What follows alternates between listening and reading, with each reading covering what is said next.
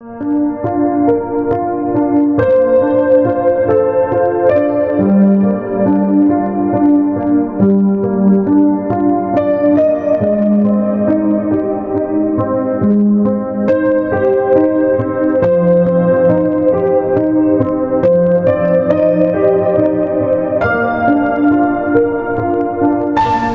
शुभवर्तमान अध्याय 4 वचन 30 ते 32 मी वाचतो, सर्वांनी लक्ष द्या. आणखी तो म्हणाला, आपण देवाच्या राज्यास कशाची उपमा द्यावी अथवा कोणत्या दाखल्यात ते मांडावे. ते मोहरीच्या दाण्यासारखे आहे. तो जमिनीत पेरते वेळी पृथ्वीवरील सर्व दाण्यांमध्ये जरी बारीक असला तरी पेरल्यावर उगवून सर्व झाडपाल्यांमध्ये मोठा होतो आणि त्याला अशा मोठमोठ्या फांद्या फुटतात की आकाशातील पाखरास त्याच्या सावलीत वस्ती करता येते. Hallelujah, hallelujah, hallelujah, hallelujah, hallelujah. प्रभू येशू ख्रिस्त इकडे स्वर्गाच्या संबंधी एक गोष्ट सांगत आहे. मनुष्य जातीला ही गोष्ट, स्वर्गाच्या गोष्टी समजण्यासाठी तो दाखल्यातून समजावत आहे. तो एका उदाहरणातून सांगत आहे.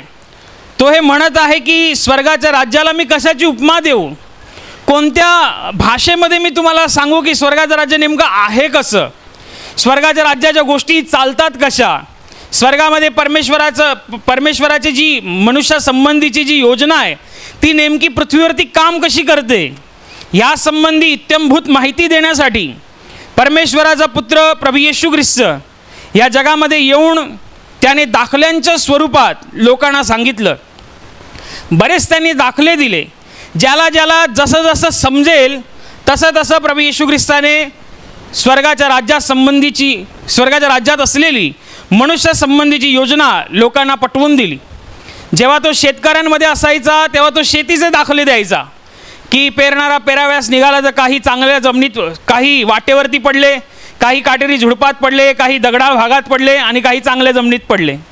तो जेव्हा मासेमारी करणाऱ्या लोकांमध्ये असायचा तेव्हा त्यांना समजेल असं तो म्हणायचा की पहा, स्वर्गाचं राज्य कोणीतरी समुद्रात मासे पकडण्यासाठी जाळं जे फेकलं आहे त्या समान आहे. समुद्रातली मासे जाळ्यात एकत्र होतात, किनाऱ्यावरती आणले जातात, चांगले ते गोळा केले जातात, वाईट ते फेकून देतात. व्यापाऱ्यांमध्ये जेव्हा राहतो तेव्हा व्यापाऱ्यांना समजण्यासाठी, आता त्यांची बुद्धी व्यापारी बुद्धी आहे, आता त्यांना समजण्यासाठी स्वर्गाचं ज्ञान, स्वर्गाचे गौरव, स्वर्गाची भाषा ही मानवीय बुद्धीला न समजण्यासारखी आहे. ही जगिकतेला, सांसारिकतेला न समजण्यासारखी आहे. मग त्यांना समजवण्यासाठी एका व्यापारी वर्गाला तो सांगतोय की स्वर्गाचं राज्य जे आहे ते एका त्या व्यापारासारखं आहे की त्याला एक अतिमौल्यवान मोती आढळला आणि त्याने आपलं सर्वस्व विकलं आणि तो एक मोती त्याने विकत घेतला. हे जे दाखले आहेत ह्याच्या मागे बरेचसं स्पष्टीकरण आहे, ह्याच्या मागे बरीचशी परमेश्वराची जोडणी आहे, बरीचशी भाषा आहे. पण मी तुम्हाला सांगतो हे आहे की जेव्हा प्रभू येशू ख्रिस्त लोकांमध्ये असायचा तेव्हा ज्या ज्या लोकांमध्ये असायचा त्यांना जसं समजेल, पटेल, उमजेल, त्यांच्या जसं लक्षात येईल अशा भाषेत, अगदी सरळ सोप्या भाषेत तो लोकांना समजावायचा आणि सांगायचा. हेच मात्र त्यावेळेच्या शास्त्री आणि फरुशांना जमत नव्हतं. देवाच्या गोष्टी शास्त्रलेखांमध्ये जे लिहिलेलं आहे, परमेश्वराने जे त्याचं मन त्याच्या लोकांच्या द्वारे शास्त्रलेखांमध्ये लिहून ठेवलं आहे, त्याच गोष्टी सांगण्यासाठी शास्त्री आणि फरुशी आपल्या आयुष्यातले अर्ध आयुष्य त्याच्यामध्ये घालवतात. परंतु त्यांना समजावता येत आहे ना त्यांना ते सांगता येत आहे, कारण मुळात त्यांनाच कळालेलं नसतं.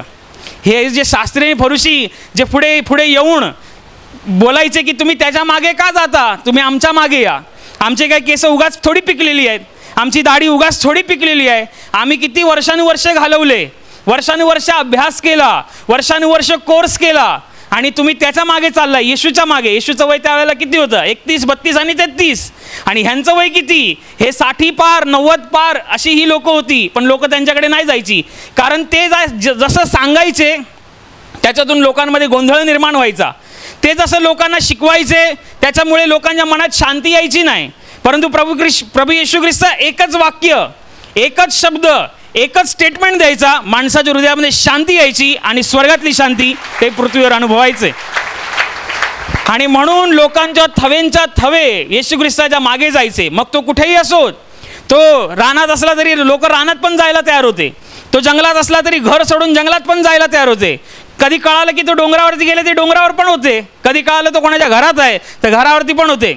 एवढं भरगच्च घर करून लोक ठेवायचे का? कारण त्यांना येशूच्या द्वारे शांती मिळत होती. एक अशी शांती जी या जगाची नाही आहे. येशू म्हणतो मी माझी शांती तुम्हास देतो, जसं जग देते तसं मी देत नाही. माझी शांती इकडची नाही आहे, त्याची शांती स्वर्गातली आहे.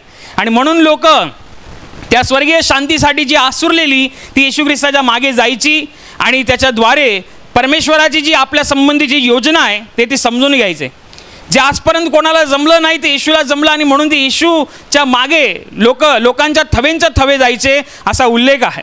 आणि आजचं वचन असं आहे की असंच तो त्याच्याजवळ जमलेल्या लोकांना स्वर्गाच्या राज्याविषयी सांगत असताना तो म्हणतोय की स्वर्गाच्या राज्याला मी कशाची उपमा देऊ, कोणत्या ह्याच्यामध्ये तुम्हाला ते सांगू की ते कसं आहे. स्वर्गाचं राज्य मोहरीच्या दाण्यासारखं आहे. मोहरीचा दाणा सगळ्या दाण्यांमध्ये सर्वात लहान आहे. जे स्वयंपाक करतात त्यांना चांगलं माहिती, पुरुष पण काही लोक स्वयंपाक करत असेल त्यांना चांगलं. मोहरीचा दाणा अगदी सगळ्या दाण्यांमध्ये लहान, सगळ्या दाण्यांमध्ये छोटा. या पृथ्वीवरती सर्व दाण्यांमध्ये सगळ्यात छोटा दाणा जर सांगायला गेलं तर मोहरीच्या दाण्याचाच उल्लेख येईल. आणि पण ते बायबल म्हणतं आहे, येशू ख्रिस्त सांगत आहे की मोहरीचा दाणा सगळ्या दाण्यांमध्ये लहान जरी वाटत असला, परंतु जेव्हा त्याला तो शेतकरी माणूस पेरतो आणि जेव्हा त्याचं झुडपांमध्ये रूपांतर होतं, मग तो सर्व भाजीपाल्यांमध्ये सगळ्यात जास्त झाड, मोठं झाड त्याचं होतं. त्याला पालव्या फुटतात आणि आकाशातील पाखरे येऊन त्याच्यामध्ये विसावा घेतात. होय, हे खरं आहे. तुम्हाला माहिती आहे याच्यामध्ये देव इन्व्हेस्टमेंटची पॉवर सांगतो. इन्व्हेस्टमेंट म्हणजे काय? Power of investment. आजकाल जाम चाललं आहे, ट्रेंडिंगमध्ये आहे पॉवर ऑफ इन्व्हेस्टमेंट. एवढे पैसे गुंतवा, एक आठवड्यात तेवढे होणार. एवढे ह्या स्कीममध्ये लावा, दुसऱ्या आठवड्यात तेवढे होणार. कोण म्हणेल एवढे पैसे भरले तर एका महिन्यामध्ये तुम्हाला दुप्पट मिळणार. ही जी इन्व्हेस्टमेंट जे चालू आहे, पण तुम्हाला माहिती आहे खरी इन्व्हेस्टमेंट, खरी पॉवर ऑफ इन्व्हेस्टमेंट जर या जगात कोणी शिकवलेली आहे, कोणी सांगितलेली आहे आणि जो इत्थंभूत सांगू शकतो तो दुसरा तिसरा कोणी नसून तुमचा आणि माझा निर्माण करता परमेश्वर तोच सांगू शकतो. काय इन्व्हेस्टमेंटची ताकद तुम्ही आजपर्यंत काय ऐकली असेल? इन्व्हेस्टमेंटची ताकद काय ऐकली असेल? कोणीतरी तुम्हाला सांगितलं असेल 10,000 भरा, एक महिन्यामध्ये 20,000 होतील. आता तर होत नाहीत, पण सुरुवातीच्या काळामध्ये 10,000 भरले तर 5 वर्षामध्ये 20,000 होतात. 50 भरले तर 50 भरले तर 5 वर्षामध्ये त्याचे 1,00,000 होतात. म्हणजे 100% तुम्हाला रिटर्न मिळतात असं शिकवलं जातं, सांगतात पण. आणि असतील पण स्कीम, त्याचं मी सांगत नाही. मी तुम्हाला देवाची स्कीम सांगतो, हां, पॉवर सांगतो, पॉवर ऑफ इन्व्हेस्टमेंट. हा काय याच्यात काय लिहिलं आहे? मोहरीचा दाणा. किती छोटा दाणा आहे तो, पण तो दाणा, एकच दाणा जेव्हा पेरला जातो, अंकुरित होतं, त्याच्यामधनं झुडूप होतं, त्याच्यानंतर ते मोठ्या झाडामध्ये निर्माण होतं. आणि जेव्हा त्या झाडाला मोहरी येतात तेव्हा त्या असंख्य मोहरी असतात, तुम्ही मोजू शकत नाही. पेरताना किती पेरलेला आहे? एकच दाणा. परंतु जेव्हा तो मोठ्या झाडांमध्ये रूपांतर झालं आणि त्याला जे मोहरीचं पीक आलं, त्या मोहरीचे दाणे तुम्ही मोजू शकणार नाही, एवढे एका झाडाला ते मोहरीचे दाणे असतात. एकच पेरायचं आहे आणि एवढं मिळणार. जेव्हा आपण आंब्याचं झाड पाहतो तेव्हा आंब्याच्या झाडाला असंख्य आंबे असतात, शेकडोनी असतात, शेकडोनी. तसे एका झाडाला शेकडोनी आंबे येण्यासाठी शेकडो बिया पेरायला नाही लागल्या. एकच बी पेरलं गेलं, अंकुरित झालं, झाडामध्ये रूपांतर झालं, वर्षानुवर्ष त्या झाडाला शेकड्याने आंबे येतात. ही इन्व्हेस्टमेंट देवाची आहे. देवाच्या राज्यामध्ये इन्व्हेस्टमेंटला, गुंतवणुकीला एक फार मोठं महत्त्व आहे. आणि हे महत्त्व ह्या भागामध्ये सुद्धा सांगितलं गेलेलं आहे की स्वर्गाचं राज्य सुद्धा असंच आहे. स्वर्गाचं राज्य, एक माणूस देवाच्या राज्यामध्ये विश्वास ठेवतो, देवाच्या राज्यावरती विश्वास ठेवतो, येशू ख्रिस्ताला आपल्या जीवनाचा तारणारा प्रभू म्हणून स्वीकारतो. आणि जेव्हा पवित्र आत्म्याचा आणि त्याचं जेव्हा संपर्क सतत होत राहतो, देवाच्या इच्छेने तो चालत राहतो, देव त्याच्याद्वारे कार्य उभं करतो. आणि त्या कार्यामध्ये बरेच लोक मग ते कुठल्याही क्षेत्रातले असोत, बरेच लोक येतात आणि देवाच्या राज्यामध्ये विसावा घेतात. हा एक वेगळा भाग आहे. परंतु आज आपण जे शिकत आहोत ते हे आहे, परमेश्वराच्या राज्यामध्ये केलेली गुंतवणूक कधी वाया जात नाही. परमेश्वराच्या राज्यामध्ये केलेलं छोटंसं काम, अर्थपूर्ण पद्धतीने जी तुम्ही हालचाल करता ती कधीच वाया जात नाही. दिसायला ती छोटीशी दिसते. तुम्ही घरातून इथे प्रार्थने सभेसाठी आलात, तुम्ही कितीतरी प्रवास केलात, कदाचित तुम्ही ट्रेनने आला असाल, कोणी प्रायव्हेट गाडी करून आला असेल, कोणीतरी बाहेरच्या पब्लिक ट्रान्सपोर्टने आला असेल, तुम्हाला ते फार सहज वाटत असेल. परंतु याची पण स्वतःमध्ये एक ताकद आहे. तुम्ही हा प्रवास, तुम्ही ही मेहनत, तुम्ही हा वेळ देवाच्या राज्यात पेरलेला आहे. जे पेरलेलं आहे ते शेकडो पटीने देण्याची ताकद परमेश्वराच्या राज्यामध्ये आहे. देवाच्या राज्यामध्ये जर तुम्ही अर्थपूर्ण पद्धतीने पेरलात, अर्थपूर्ण पद्धतीने मन लावून पेरलात, एकाग्रतेने पेरलात, तर त्याची मजा काही वेगळीच आहे. बायबलमध्ये गुंतवणुकीचं सामर्थ्य सांगण्यासाठी एक झंझावाती एक घटना बायबलमध्ये लिहिली गेलेली आहे. येशू ख्रिस्ताचं ऐकण्यासाठी बराचसा जमावडा येशू ख्रिस्ताबरोबर रानामध्ये होता. 5,000 पुरुषांची संख्या होती, अधिक काही स्त्रिया, अधिक काही मुलं, 10-15 हजारांचा तो आकडा होता. आणि मग 3 दिवस ते त्याच्या येशूबरोबर होते. आणि येशूच्या शिष्यांनी पाहिलं की हे आता भुकेने कासावीस होणार आणि एवढ्या लोकांना अन्न देण्यासाठी, जेवण देण्यासाठी ना आपल्याकडे पैसे आहेत, ना पुरेसं अन्नधान्य आहे. काय करायचं? म्हणून त्यांनी येशूला सांगितलं की प्रभूजी यांना घालवून द्या, हे जातील मध्येच स्वतःसाठी वाटेमध्ये काहीतरी स्वतःचा उदरनिर्वाह करतील. तेव्हा येशू ख्रिस्त म्हणतो तुमच्याकडे काय आहे? ते म्हणतात आमच्याकडे काही नाही आहे, पण एका मुलाकडे 5 भाकरी आणि 2 मासे आम्ही बघितलेले आहेत. येशू म्हणतो ते माझ्याकडे घेऊन या. आता 5 भाकरी आणि 2 मासे, हां, दोन माणसं जर 5 भाकरी आणि 2 मासे असेच निपटवून टाकतील, बरोबर? 2 माणसं जर जेवायला बसली तर 5 भाकरी आणि 2 मासे असेच निपटवायला बसतील. आणि खाणारी लोकांची संख्या किती आहे? 10-15 हजार. त्याच्यासमोर 5 भाकरी आणि 2 मासे किती आहेत? शुल्लक आहेत, मोहरीच्या दाण्या एवढे आहेत. परंतु येशू म्हणतो ते माझ्याकडे घेऊन या. कसं बसं त्या मुलाला शोधलं जातं, 5 भाकरी 2 मासे आणले जातात, येशूच्या हातात दिले जातात. हातात देणं म्हणजे येशूकडे ते गुंतवले. काय गुंतवले? 5 भाकरी आणि 2 मासे. येशू म्हणतो बसवा सगळ्यांना 50-50 आणि 100-100च्या पंक्तीमध्ये. आणि मग येशू ख्रिस्त त्याच्यावरती आशीर्वाद मागवतो आणि आपल्या शिष्यांना देतो, म्हणतो वाढायला सुरुवात करा. बायबलमध्ये पुढचंच लिहिलेलं आहे की वाढायला सुरुवात झाली, सगळे लोक जेवून तृप्त झाले आणि उरलेल्या भाकरीचे 12 टोपल्या भरल्या. काय आहे इन्व्हेस्टमेंटची ताकद? येशूच्या हातात काय देण्यात आलं? 5 भाकरी 2 मासे. खाणारी लोक किती? 10-15 हजार लोकांचा जमावडा, सगळे भुकेने व्याकुळ. आता त्यात होती मासळी. मासळीचं जेवण असलं की जरा 1 भाकरी जास्त जाते. हां, माझं तसं नाही, सगळ्यांचं तसं आहे. हां, मासळीचं जेवण असलं किंवा अजून काय असलं तर 1 भाकरी जास्त जाणार. एक भाताचं ते काय बोलतात त्याला, आमच्या ह्याच्यात काय वेगळंच बोला, ते भाताचं एक ते जास्त जाणार, असं समजून घ्या तुम्ही. हां, तर विचार करा, ते लोक 3 दिवसापासून येशूच्या बरोबर होते. येशू एवढं तो बोलत होता, ही लोक एवढी तल्लीन होती, 3 दिवस 3 रात्रीमध्ये त्यांना भूकच जाणवली नाही जास्त. ते येशूकडे पाहून होते. परंतु जेव्हा चमत्कार करायची वेळ आली, जेव्हा देवाला आपलं सामर्थ्य दाखवायची वेळ आली, तेव्हा देवाने ते दाखवलं. ती इन्व्हेस्टमेंट केलेली, कधी देवाच्या राज्यातली इन्व्हेस्टमेंट केलेली कधी वाया जात नाही. सगळ्यात लहान दाना म्हणजे मोहरीचा दाना आहे. तो सगळ्या दानांमध्ये सर्वात लहान आहे. परंतु जेव्हा तो पेरला गेला, अर्थपूर्ण पद्धतीने पेरला गेला, विशेष कारणांच्याद्वारे पेरला गेला, तेव्हा तो सर्व झुडपांमध्ये तो सगळ्यात मोठा झाला. म्हणून तुम्ही जेव्हा देवाच्या राज्यामध्ये वावरत आहात तर विचार करा, जेव्हा तुम्ही अर्थपूर्ण पद्धतीने देवाच्या राज्यात पेराल, त्याचा जो प्रतिफळ आहे तो काहीतरी वेगळाच आहे. विचार करा, बायबलमध्ये एका ठिकाणी लिहिलेलं आहे की येशू ख्रिस्त भर समुदायाच्या मध्ये असताना तिकडे जक्काई नावाचा एक माणूस होता आणि त्याला येशूला पाहण्याची उत्कंठा होती. परंतु त्याला आपल्या उंची कमी असल्यामुळे येशूला पाहता आलं नाही. भर गर्दीमध्ये येशू होता आणि मग बघतोय तो की मला येशू काही दिसेना. म्हणून येशू ज्या रस्त्याने जाणार त्या रस्त्याच्या कडेलाच एक उमराचं झाड होतं. या उमराच्या झाडावरती कसाबसा का होईना हा चढतो येशूला पाहण्यासाठी. त्याच्याकडे एकच लक्ष आहे, मला येशूला पाहायचं आहे. ही त्याची एक छोटीशी इन्व्हेस्टमेंट आहे. येशूला पाहण्यासाठी त्याने केलेला छोटासा प्रयत्न आहे, काय? झाडावरती चढायचं आहे. त्याच्यासाठी ते फार कठीण होतं, कारण त्याची उंची कमी होती, त्याची सवय नव्हती झाडावरती चढणं. तरीसुद्धा तो येशूला पाहण्यासाठी झाडावरती चढला. येशूला पाहण्यासाठी, येशूला बघण्यासाठी, म्हणजे येशूची हालचाल पाहण्यासाठी त्याने एक छोटासा प्रयत्न केला. तो त्या उमराच्या झाडावरती चढला आणि थोड्याच वेळात येशू ख्रिस्त त्या समुदायाला निरोप देऊन त्या दिशेने जात असताना त्या झाडाच्या जवळ येताच तो आपली दृष्टी तिकडेच थांबतो आणि त्या झाडावरती, त्या उमराच्या झाडावरती बसलेल्या जक्कायाला बघतो आणि म्हणतो, जक्काया त्वरा करून खाली ये, आज मला तुझ्या घरी उतरायचं आहे. आणि मग जक्कायाचा आनंद गगनात मावेनासा होतो. जक्काय त्वरित खाली उतरतो आणि मग येशूला आपल्या घरी घेऊन जाण्यासाठी तत्परता दाखवतो. बाकीचे लोक चिडचिड करतात, बाकीचे लोक कुरकुर करतात अशासाठी की जक्काई जो होता तो एक पापी जीवन जगणारा माणूस आहे असं लोकांमध्ये त्याच्याविषयीची प्रचिती होती. आणि म्हणून लोक कुरकुर करायची की देवाच्या माणसाने ह्या माणसाच्या घरी जाऊ नये, हा पापी माणूस आहे, हा कोणाचं भलं करत नाही, ह्याच्या जीवनामध्ये असं आहे. मग तरीसुद्धा येशू ख्रिस्त लोकांचं न ऐकता त्याच्या घरी निघून जातो. येशूचं आगत स्वागत होतं, तिकडे खानपान होतं आणि मग येशूच्या समोर हा उभा राहतो आणि म्हणतो की पहा, मी माझ्या संपत्तीतली अर्धी संपत्ती विकून गोरगरिबांस वाटून देतो आणि ज्याचं लुबाडलंय त्याला 4 पटींनी परत करतो. तेव्हा जीवनाचा प्रभू म्हणतो, आज या घराण्याला तारण प्राप्त झालेलं आहे. जक्कयाच्या झाडावरती चढण्याच्या एका छोट्याशा प्रयत्नामुळे जक्कयाला आपल्या जीवनामध्ये आशीर्वादांची रेलचेल मिळाली.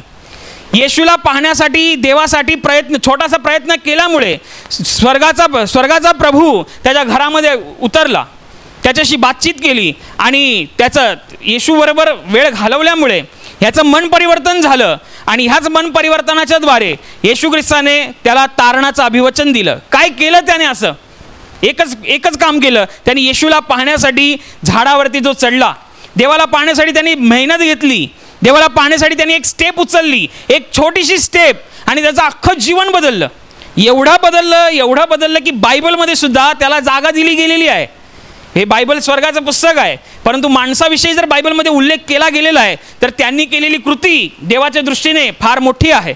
त्यांनी उचललेली स्टेप देवाच्या दृष्टीने फार मौल्यवान आहे आणि म्हणूनच ती लिहून ठेवलेली आहे, अशासाठी की तुमच्या आणि माझ्यासारखी लोक जेव्हा वाचतील तेव्हा त्याच्याद्वारे आपल्याला हे कळेल आणि आपण पण छोटीशी जरी हालचाल केली स्वर्गाच्या राज्यातून, तो स्वर्गाचा प्रभू आपल्याला प्रतिफळ दिल्याशिवाय राहणार नाही. होय, हे खरं आहे. हे आपल्याला देवाच्या राज्यामध्ये गुंतवणं हे खरं आहे.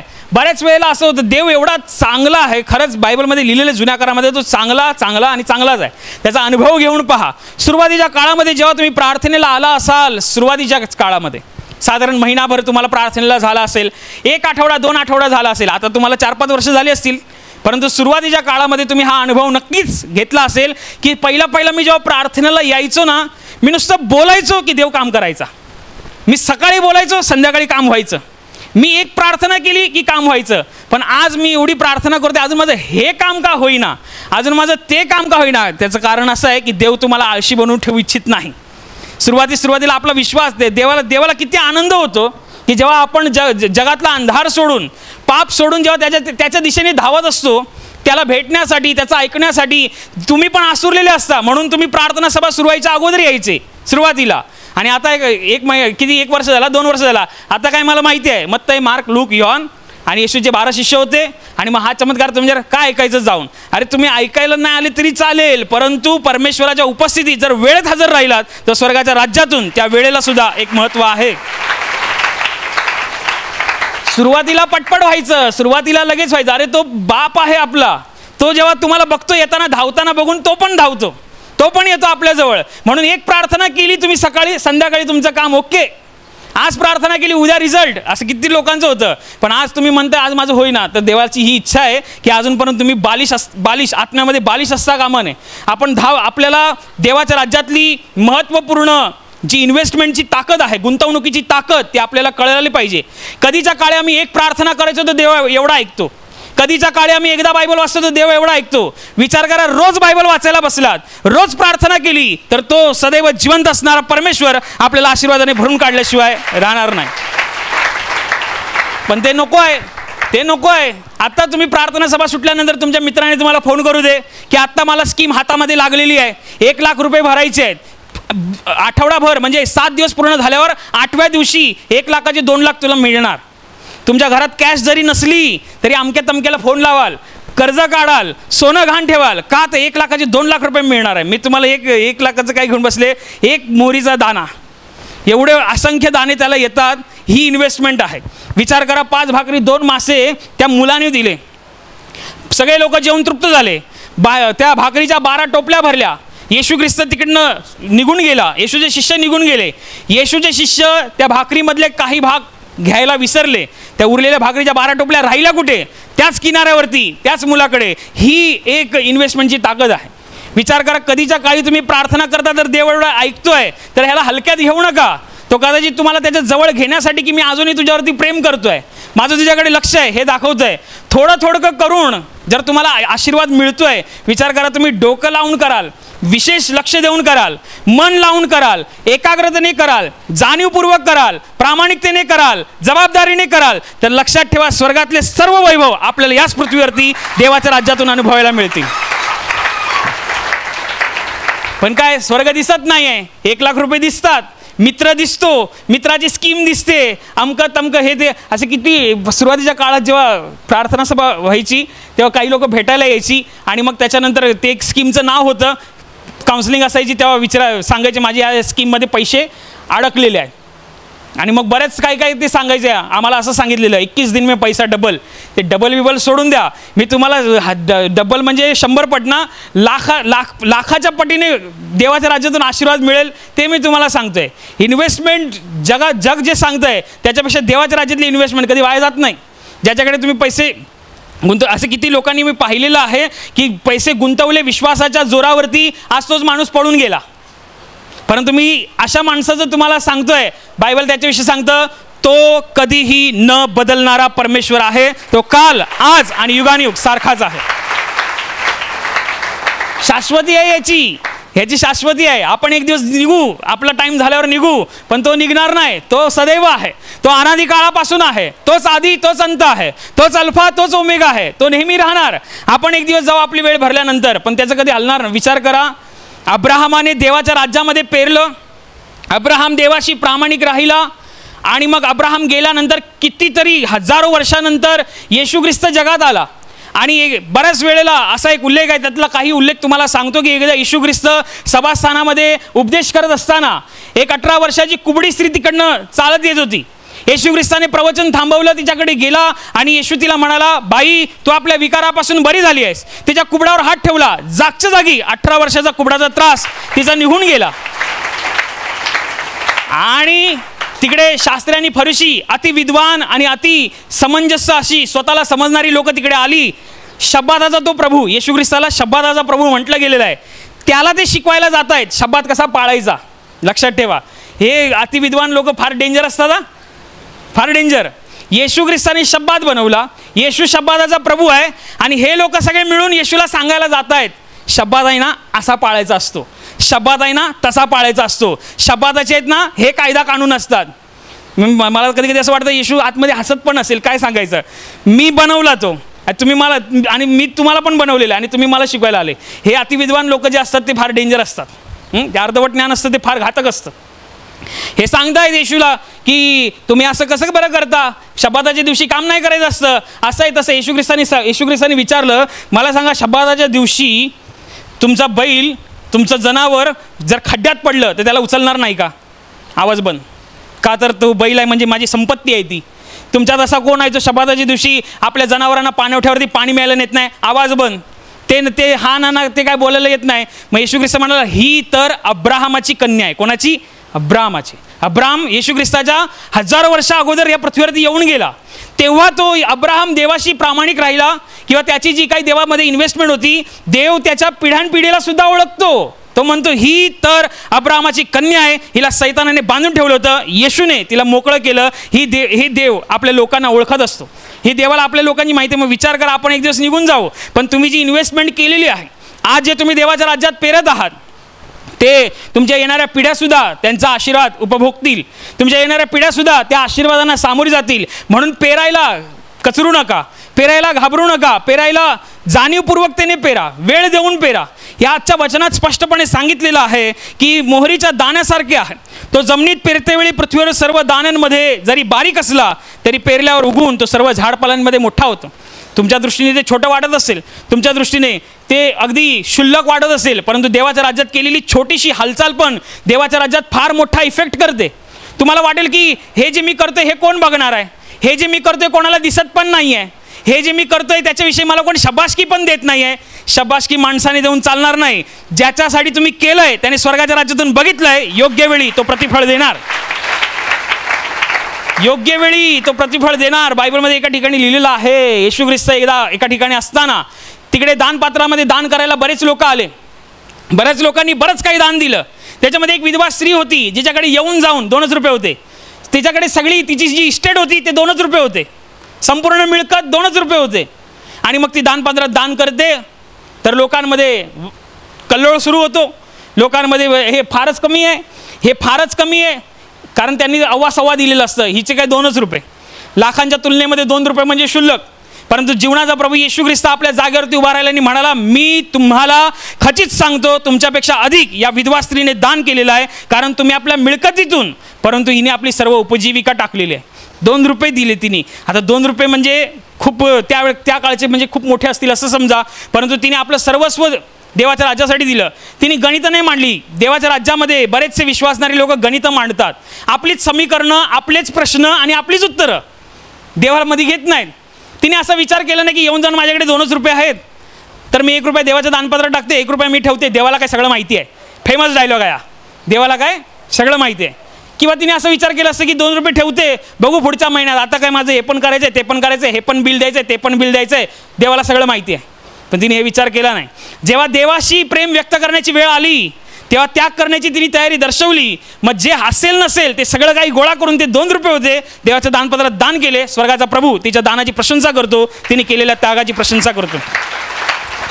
लोकांच्या दृष्टीने ते फार शिल्लक होतं, परंतु तिच्या दृष्टीने ते फार मोठं होतं. देवाच्या दृष्टीने सुद्धा ते मोठं होतं. म्हणून तुम्ही करत असलेली हालचाल कोणाला नाही दिसत. तुम्ही इकडे प्रार्थनेला आलात ते मला समजत नाही तर नाही समजत. तुम्ही इथे प्रार्थनेला येऊन बसलात ते आमच्यासोबत काम करणाऱ्या भाऊ बहिणींना समजत नाही तर नाही समजत. पण आज तुम्ही वेळेत येऊन हजेरी लावलीत, तुमच्या हाताने तुम्ही देवाच्या गौरवासाठी टाळ्या वाजवल्यात, तुम्ही तुमचं मुख देवाच्या गौरवासाठी वापरलं, ते देवाने पाहिलेलं आहे. याचं एक दिवस प्रतिफळ मिळाल्याशिवाय राहणार नाही.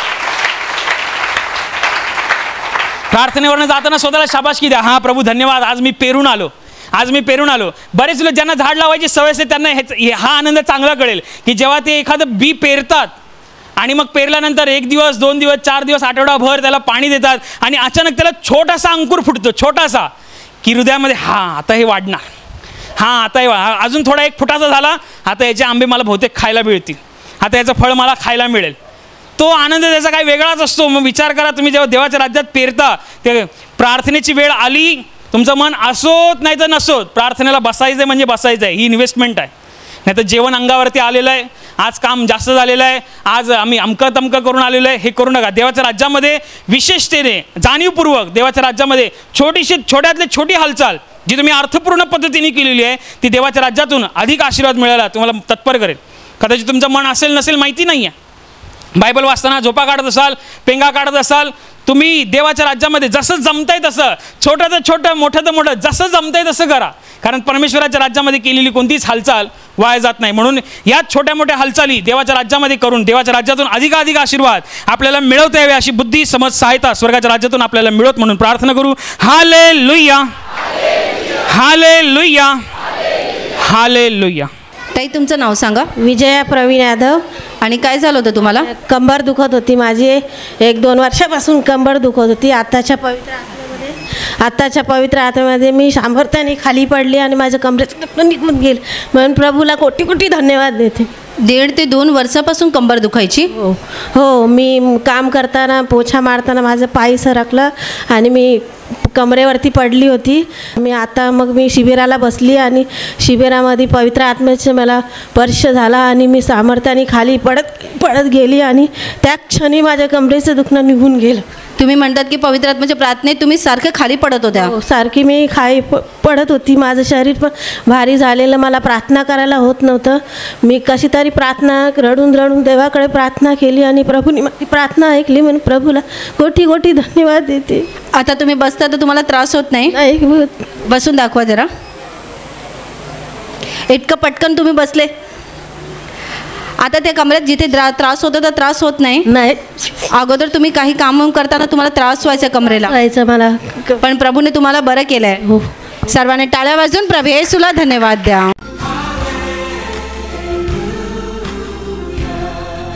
ताई तुमचं नाव सांगा. सुरेखा मच्छिंद्र गलांडे. तुमची साक्ष काय आहे? मला 1 वर्षापासून त्रास होत होता. कंबर, पोट, डोकं, हात पाय दुखाय सगळं. ते हे तर 3 शिबिर केली, त्याच्यात मी क्लिअर झाले. प्रभूने मला केलं. कोटी कोटी धन्यवाद. 1 वर्ष तुमचं पूर्ण शरीर दुखायचं, डोकं, अंग, पाठ सगळं दुखत राहायचं. हां हां. त्यासाठी तुम्ही 3 शिबिरं केली. हां. आणि आता तुमचं अंग दुखत नाही, कंबर पाठ वगैरे दुखत नाही? होत नाही. कालपासून 2 दिवस डोकं पण जड आलं. ते आज मगाच्या त्या पवित्र आत्म्याच्या ह्याच्यात हे झाले ना, तेव्हापासून डोकं पण राहिलं. आता तुम्हाला पूर्ण बरं वाटते? बरं वाटतं पूर्ण. देवाने तुम्हाला बरं केले. हा, देवाने मला बरं केलं. टाळ्या वाजवून प्रभू येशूला धन्यवाद द्या.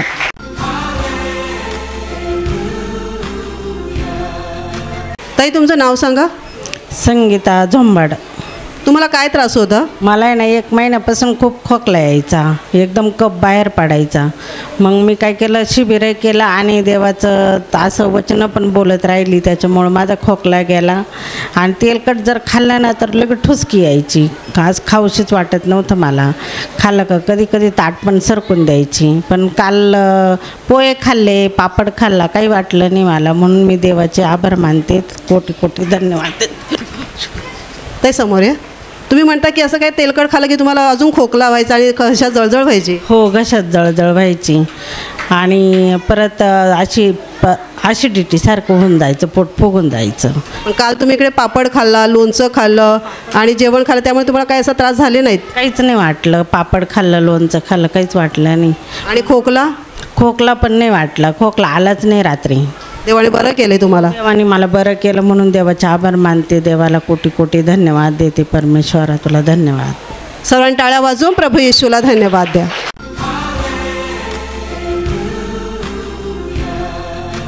या बहिणीचं नाव लता आहेत.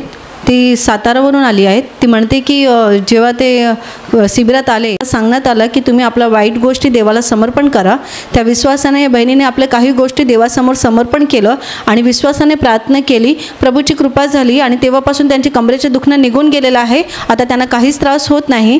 याशिवाय ही त्यांची मुलगी आहे. हिला काही महिन्यापासून, म्हणजे जेव्हा ती लहान होती तेव्हापासून तिचा एक हात दुखायचं आणि म्हणजे काम करताना किंवा काही करताना तिला त्रास व्हायचं.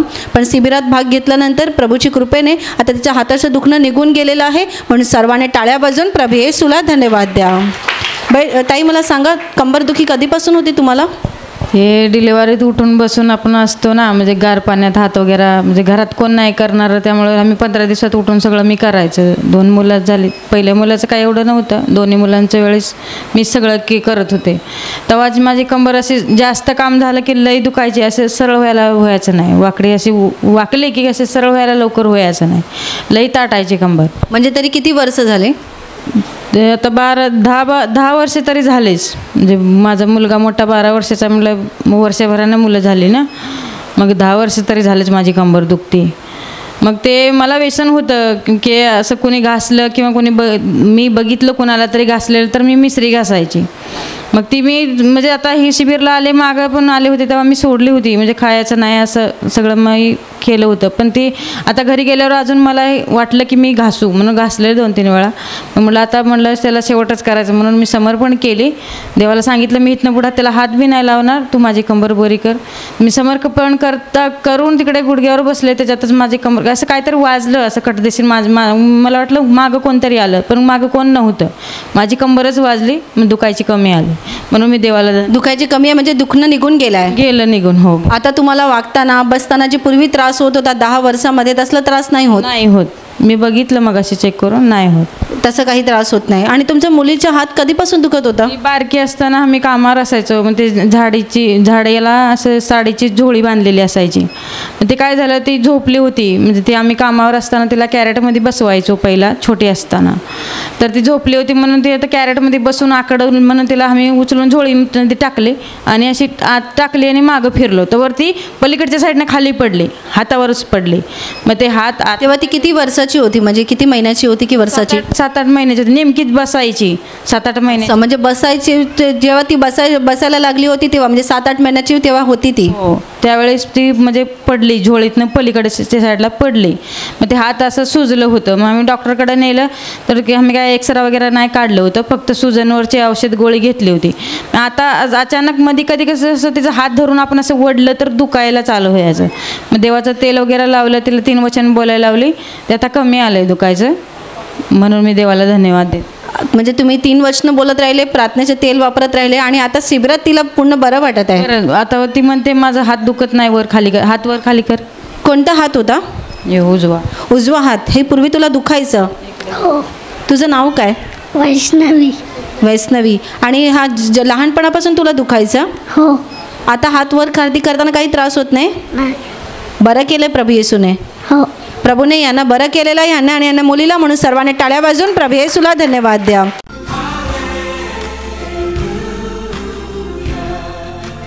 आणि आता प्रार्थना करण्याची वेळ आहे. प्रभू येशू म्हणाला, माझ्या नावाने तुम्ही पित्याजवळ जे काही मागाल ते तुम्हाला परमेश्वराच्या गौरवाकरिता देण्यात येईल. होय, त्याचं वचन हेच सत्य आहे. त्याचं वचन तो पूर्ण करणं जाणतो.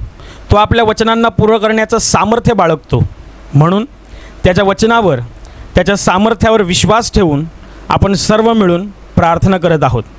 म्हणून तुमच्या ज्या भागाला आजार आहे त्या भागावर हात ठेवा. तिथे हात ठेवणं शक्य नसेल तर आपल्या छातीवर हात ठेवा.